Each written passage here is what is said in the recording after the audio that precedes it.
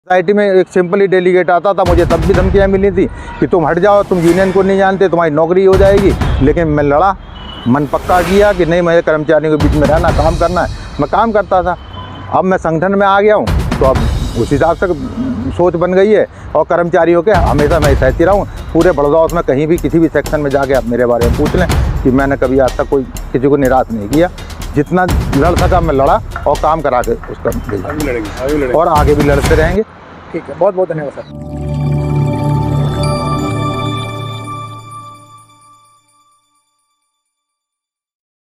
इस news channel पर जो भी वक्ता ने कहा वो उसकी अपनी राय है, जिसकी पुष्टि नेशन न्यूज इंडिया नहीं करता। धन्यवाद। नेशन न्यूज इंडिया चैनल में आपका हार्दिक स्वागत है।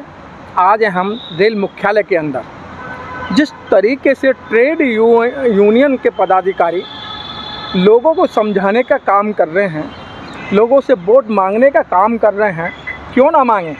ट्रेड यूनियनों ने बड़े पैमाने पर सत्ता हटाई है और हथियाने के बाद में लोगों के काम भी किए हैं।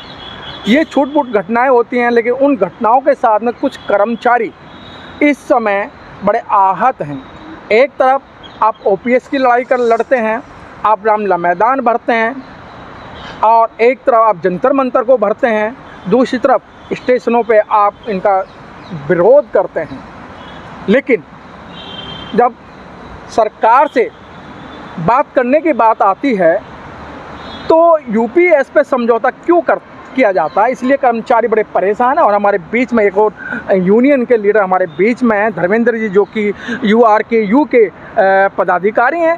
सर, आप ओपीएस की लड़ाई बड़े पैमाने पर लड़ रहे हैं और लड़ाई ही नहीं, आपने धरने प्रदर्शन भी किए हैं। सर, आप एनपीएस, यूपीएस या ओपीएस, क्योंकि सरकार ने साफ मना कर दिया है कि ओपीएस हम नहीं देंगे, क्योंकि ओपीएस देने से जो आर्थिक जो बोझ आएगा सरकार पे वो हम झेल नहीं सकते हैं, इसलिए हम ओपीएस नहीं देंगे। तो आपका क्या मानना है? देखो जी, पहली बात तो ये है कि हम लोग मान्यता में नहीं है, कहीं हमारे सिग्नेचर से कुछ नहीं हो रहा। जो कुछ भी हो रहा है, जो मान्यता प्राप्त संगठन है उन्हीं की देन है, ये सारा श्रेय उन्हीं को जाता है। वो जिस तरह से आपने भी कहा कि यहाँ धरना प्रदर्शन करते हैं और वहाँ जाकर के सरकार से समझौता करने के बाद में वो साइन करके आ जाते हैं, वो लागू हो जाती है स्कीम जो है। हमारा सर, मैंने साइन की बात नहीं करी है। हाँ, नहीं, साइन की बात नहीं आती। हाँ। तो बाकी ये है कि हमारा जिस संगठन से हम एफिलेटेड हैं, हम भारतीय मजदूर संघ से एफिलेटेड हैं और भारतीय मजदूर संघ जिस समय ये स्कीम आ रही थी उसी समय से लगातार विरोध करता आ रहा है और आज तक विरोध कर रहा है। हमने बहुत सारे प्रदर्शन किए हैं, जनता मंतर पे भी किए हैं, हमने गेट मीटिंगों के माध्यम से, डीआरएम ऑफिसों पे, डीजीएम ऑफिस पे भी हमने तमाम अपने लेवल पे हमने कार्य किया। उसके बाद भी जब ये सारी बातें आई और अब ये एनपीएस से हट करके यूपीएस में फिर ये एक नया हमारे लिए इशू आ गया। ये हमेशा इसी तरह का कार्य चलता आया है संगठनों ने जो किया है कि कैसे कर्मचारियों को बरगला करके हम अपना इशू बनाए रखें, जिंदा रखें और उनमें जा करके उनसे अपने वोट हासिल करें। तो ये भी वोट हासिल का एक तरीका है, क्योंकि चुनाव आ रहे हैं इस समय।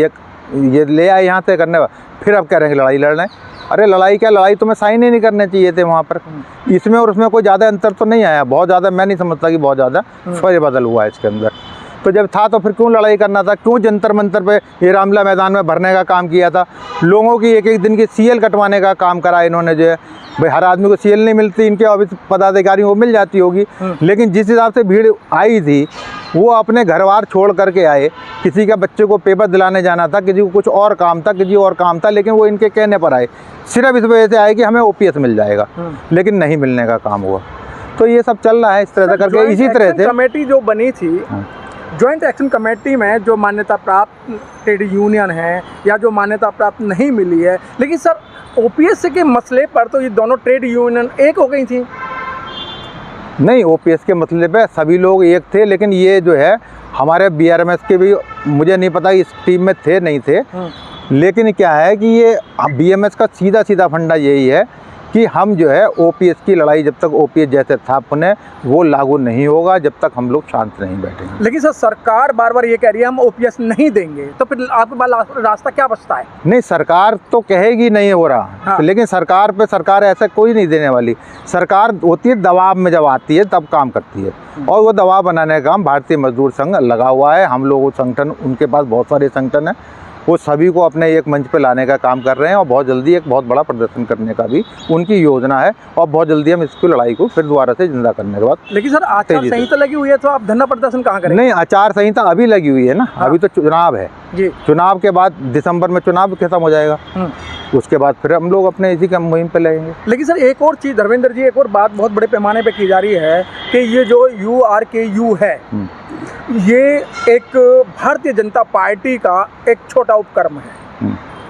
अच्छा, एक चीज़ बताइए, ये भारतीय जनता पार्टी का उपक्रम है आपने कह दिया, और लोग भी कहते हैं, और भी कह रहे हैं, जैसे जैसे आपने कहा कि और लोग भी कहते हैं।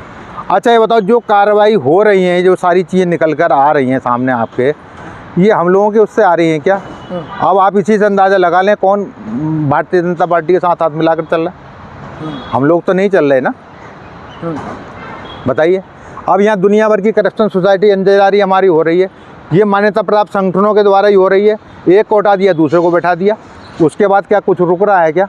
LIC का घोटाला देख लो, तो हम कर लो, लोन में एनोमली देख लो, लोन नहीं मिलते लोगों को टाइमों पे, उनसे पैसे लिए जाते हैं, और जो डेलीगेट बने हुए हैं उनकी कोई यहाँ पर रोल नहीं है, लेकिन वो ब्रांच सेक्रेटरी के पास जाओ, उनके पदाधिकारी के पास जाओ, किसी के पास, तो तब उनके कहने से लोन मिलता है, जब वो चढ़ावा दे देते हैं कहीं।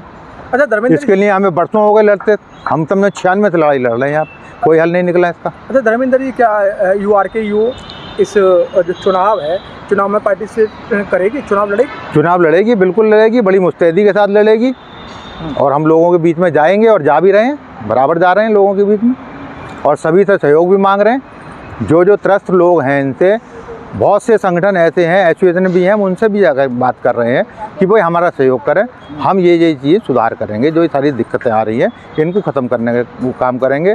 आप जैसे सुझाव दोगे, आपके सुझावों पे हम लोग काम करेंगे। अपनी तरफ से कोई चीज़ थोपने का काम कर्मचारियों पर नहीं किया जाएगा। तो क्या जो आपका अगला एजेंडा जो रहेगा, क्या उसमें OPS अहम भूमिका रहेगी? सबसे अहम हमारा इशू जो है OPS ही है, और इशू सब छोटे मोटे सब हल हो जाएंगे। OPS ही एक मुद्दा है जिस पे हम लोग जो है आगे हम लड़ाई लड़ने का पूरा हमने योजना बना रखी है, और भारतीय मजदूर संघ से भी हमें यही दिशा निर्देश है कि आप इसकी तैयारी करें। अभी क्या आपकी तो सीधी सरकार से टक्कर है?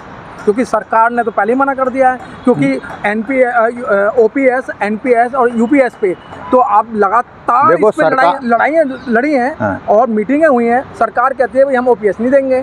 अब और जो ट्रेड यूनियन का जी नाम कोई भी रख दो, हमें तो अपना अधिकार चाहिए। नहीं, उससे नहीं होता। नाम तो ये बदल के आ गया था ना आपके सामने। हाँ। NPS से UPS आ गया, कोई लाभ मिला क्या? हमें वही चाहिए जो OPS था, सीधी सी बात। हमें पूर्णतः वही OPS चाहिए जो और लोगों रिटायर होके गए हैं, जो ले रहे हैं, ये नेतागण भी ले रहे हैं, जो साइन करके आए हैं, वही OPS हमारे कर्मचारियों को, जितने नए आए हैं 2004 के बाद, वही हमारी एक बड़ी मांग है, और वो हल करा के रहेंगे। धर्मेंद्र जी, आप कह रहे हैं कि जो ये हमारे जो लीडरान हैं, या जो हमारे जो कर्मचारी रिटायर हो गए हैं, वो OPS ले रहे हैं। सर शुरू में तो OPS ही थी ना, तो अब नाम चेंज हुए हैं। तो नाम चेंज का उसका नुकसान कितने हुए हैं? क्या इन्हें ये नहीं आई कि अगर रिटायर हो गए तो कर्मचारियों के लिए इस तरह का कार्य करेंगे? सरकारों से मिला करके हाथ, आज जो क्या नाम है, आपने कहीं देखा है क्या जो आदमी सर्विस से निकल गया वो कर्मचारियों के बारे में कितना ज्ञान रख रहा है, क्या कर रहा है, क्या नहीं करेगा? ये हमारे कर्मचारियों की भी कुछ कमी है। मैं साफ कहता हूँ इस बात के लिए, कर्मचारियों को चाहिए कि भाई आपके बीच में क्या वर्किंग क्लास में कोई ऐसा आदमी नहीं जो आपकी आवाज़ उठा सके, जिन्हें वर्षों हो गए, 20-20 साल हो गए रिटायर हुए, वो आज तक बने हुए हैं। तो ये बात भी कर्मचारियों को सोचनी पड़ेगी। अच्छा, चलते चलते आप भी अब चुनाव में आ रहे हैं, तो नॉमिनेशन कब करेंगे, और उसके अलावा कर्मचारी से क्या अपील करना चाहते हैं? कर्मचारी तो हमारा यही है कि जो नौकरी है, और दूसरी चीज़ ये है, आप कहीं भी चले जाएं, हमारे अपने उत्तर रेलवे में जो है वो मैंने एक बहुत अच्छा सा पैटर्न देखा है कि जो भी की पोस्ट होगी वहाँ यूनियन का पदाधिकारी लगेगा, चाहे ट्रांसफ़र पोस्टिंग का मामला हो, चाहे बिल का मामला हो, चाहे किसी का सर्विस रिकॉर्ड का, प्रमोशनों का मामला, फाइल जो डील करता हो, वो सब यूनियन के वो ही रहते हैं वहाँ पर। और वो किस तरह त्रस्त करते हैं, पर वहीं उन्हीं के बराबर में कोई बैठा होता है कि फलाने के पास चले जाओ तो ये काम हो जाएगा। नहीं, ये मेरा अपना एक्सपीरियंस है पूरे जीवन का। मैं आज तक किसी संगठन में नहीं था। मैं एक सोसाइटी में एक सिंपली डेलीगेट आता था, मुझे तब भी धमकियाँ मिली थी कि तुम हट जाओ, तुम यूनियन को नहीं जानते, तुम्हारी नौकरी हो जाएगी। लेकिन मैं लड़ा, मन पक्का किया कि नहीं, मुझे कर्मचारियों के बीच में रहना, काम करना है। मैं काम करता था। अब मैं संगठन में आ गया हूँ तो अब उस हिसाब से सोच बन गई है, और कर्मचारियों के हमेशा मैं सहती रहूँ। पूरे बड़ौदा में कहीं भी किसी भी सेक्शन में जाके आप मेरे बारे में पूछ लें कि मैंने कभी आज तक कोई किसी को निराश नहीं किया। जितना लड़ सका मैं लड़ा और काम करा के उसका भेजा, और आगे भी लड़ते रहेंगे। ठीक है, बहुत बहुत धन्यवाद सर।